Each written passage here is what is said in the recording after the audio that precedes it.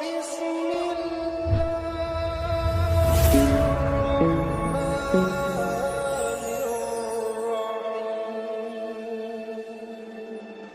yang tak kenal dengan Abu Nawas, sosok sufi jenaka yang punya sejuta akal. Meskipun berulang kali dijebak Baginda Raja, namun ia selalu bisa lolos, yang justru membuat malu Baginda Raja sendiri. Hal inilah yang membuat Baginda Raja semakin penasaran. Dan pada pertemuan kali ini akan menceritakan bagaimana Abu Nawas menghadapi fitnah karena dianggap beraliran sesat.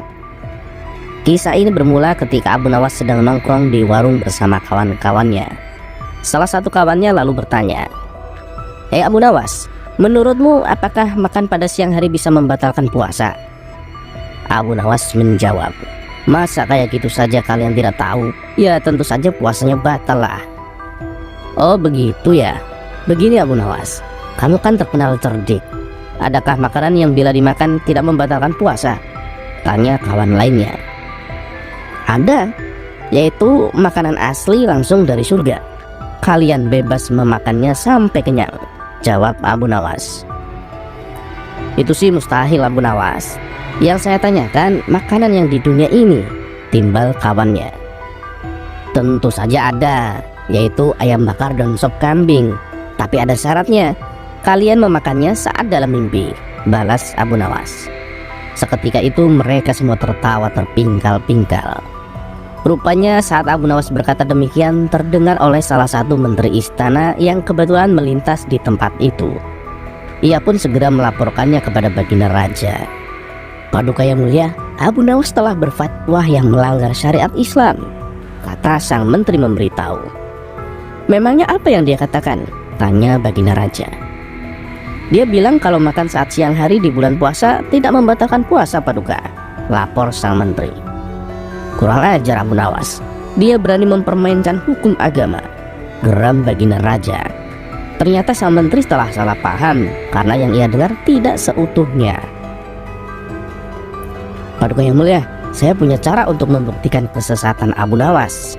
Dengan begitu Paduka bisa langsung menghukumnya," kata sang menteri.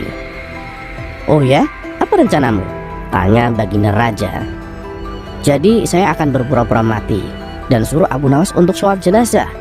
Biasanya orang yang beraliran sesat sholatnya pasti beda dengan ajaran Islam," ujar sang menteri.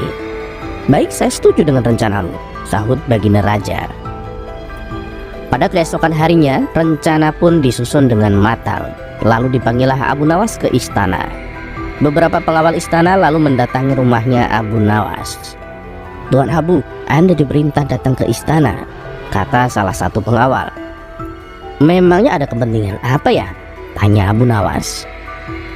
"Tuan Menteri meninggal Tuan Abu, dan Tuan Abu disuruh datang untuk melayat," jawab si pengawal. "Meninggal? Kalau tidak salah kemarin saya lihat dia melintas di depan warung. Saat itu saya sedang ngobrol dengan kawan-kawanku, jadi aku tidak terlalu menghiraukannya." "Ajal manusia memang tidak ada yang tahu," ujar Abu Nawas. "Benar Tuan Abu, saya sendiri juga heran. Padahal kemarin saya lihat dia melaporkan Tuan Abu ke Baginda Raja karena dianggap beraliran sesat. Tapi sehari setelah itu dia ternyata meninggal," timbal si pengawal.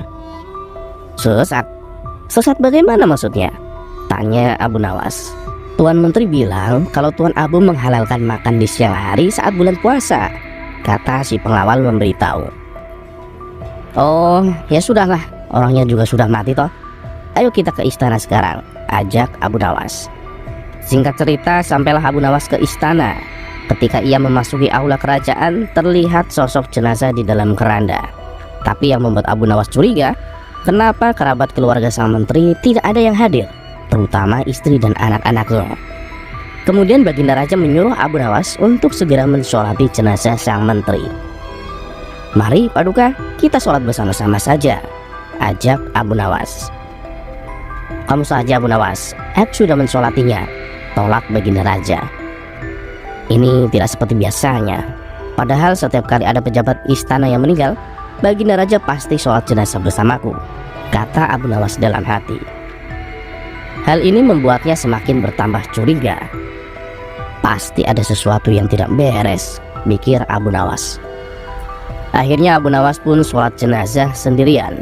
Dan tiba-tiba saat ia sholat jenazah, Abu Nawas menambahkan ruku dan sujud.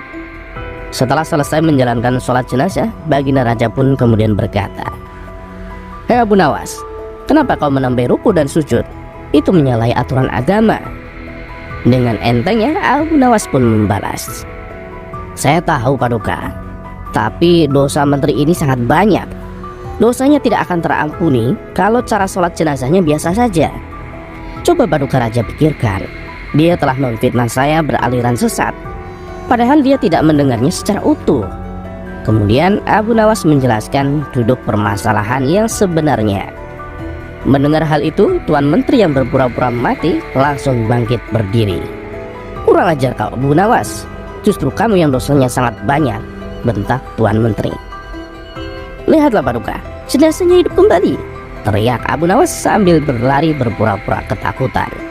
Sementara baginda raja spontan tertawa terpinggal-pinggal dengan ulah Abu Nawas ini.